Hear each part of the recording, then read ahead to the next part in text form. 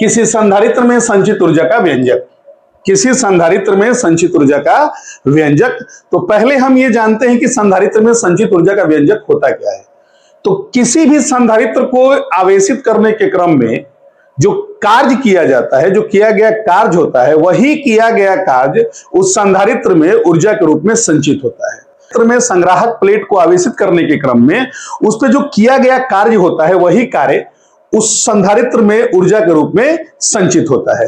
तो यदि हम एक समानांतर प्लेट संधारित्र की बात करते हैं, जैसा कि आप यहां देख रहे हैं कि चित्र में हमारा एक समानांतर प्लेट संधारित्र यहां पे बना हुआ है, तो यहां पे हम लिखेंगे कि मान लिया कि यदि किसी संधारित्र की धारिता C, उसके प्लेटों का आवेश प्लस माइनस Q एवं उनके बीच का विभवांतर V हो, तो V equal to Q upon C होता है। ये पहले से पता है कि ये इतना होता है। अब यदि dq आवेश को ट्रांसफर करने में किया गया कार्य, चूंकि आवेश हमारा dq बहुत छोटा आवेश है, आवेश हमारा छोटा है तो कार्य भी क्या होगा, छोटा होगा। तो इस छोटे कार्य के लिए हम लिख सकते हैं dw बराबर v इंटू dq। चूंकि v equal to q upon c है, तो यहां v के बदले में हम q upon c into dq लिख सकते हैं। हमारे पास इक्वेशन आया dw बराबर q upon c into dq।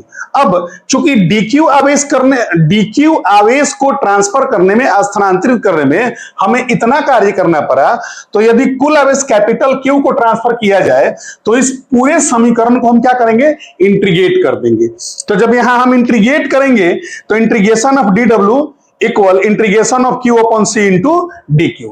अब कुल आवेश q के ट्रांसफर में किए गए कार्य के लिए इस इक्वेशन का हम क्या करेंगे, इंटीग्रेशन करेंगे। तो इंटीग्रेशन करने के लिए हम यहां पे इंटीग्रेशन किए, integration of dw equal integration of q upon c into dq। तो जैसा कि आप सभी को पता है कि कभी भी जब किसी समीकरण का इंटीग्रेशन करना होता है तो हम सबसे पहले क्या करते हैं, उसमें यदि कोई कांस्टेंट वैल्यू होता है तो उसको बाहर निकालते हैं, और कांस्टेंट वैल्यू को बाहर निकालने के बाद हम वहां लिमिट लगाते हैं। तो यहां पे हमको पता है इंटीग्रेशन ऑफ dw बराबर क्या होता है, ये जो होगा हमारा w हो जाएगा, और यहां से कांस्टेंट वैल्यू चूंकि हमारा c है तो ये बाहर निकल जाएगा 1 अपॉन c, और इंटीग्रेशन बचा q इंटू dq। अब इसके बाद अगर यहां हम लिमिट लगाएंगे तो यहां पे लिमिट हमारा हो जाएगा 0, और यहां हमारा हो जाएगा कैपिटल Q। चूंकि हमारा आवेश है वो 0 से कहां तक जाएगा, Q तक जाएगा।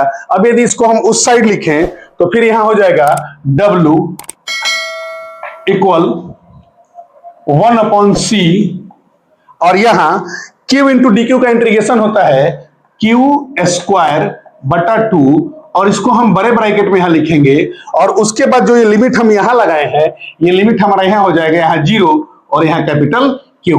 अब 1 अपॉन C इंटू, अब चूंकि यहां पे हमारा इंटीग्रेशन का फॉर्मूला लग गया है तो upper limit minus lower limit, तो ये हो जाएगा Q square upon 2 minus 0 square upon 2, या 1 upon C into Q square बटा 2।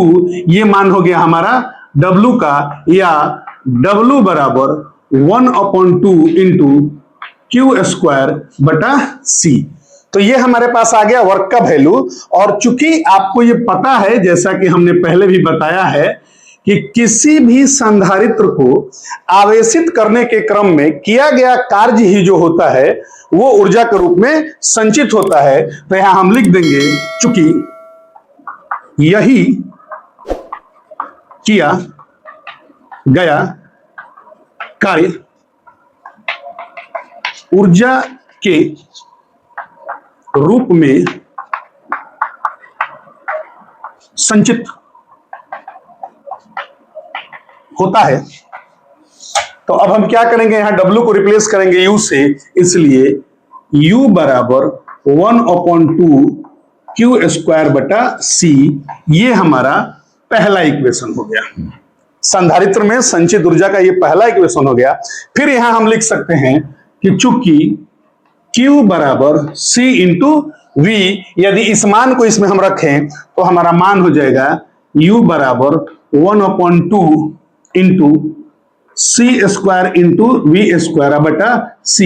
एक C से एक C खत्म हो जाएगा, U बराबर 1 upon 2 C V square, U बराबर हाफ CV स्क्वायर। तो ये हो गया आपका संधारित्र में संचित ऊर्जा। यहां से ये समीकरण और इस समीकरण को संधारित्र में संचित ऊर्जा का समीकरण कहा जाता है। उम्मीद है यह आप बढ़िया से समझ गए होंगे। एक बार आप इसका स्क्रीनशॉट ले लेंगे और स्क्रीनशॉट लेकर एक बार बना लेंगे। आपके बोर्ड परीक्षा के लिए बहुत ही इंपॉर्टेंट है और इस बार 2027 की बोर्ड परीक्षा में इस प्रश्न के आने की संभावना बहुत अधिक है।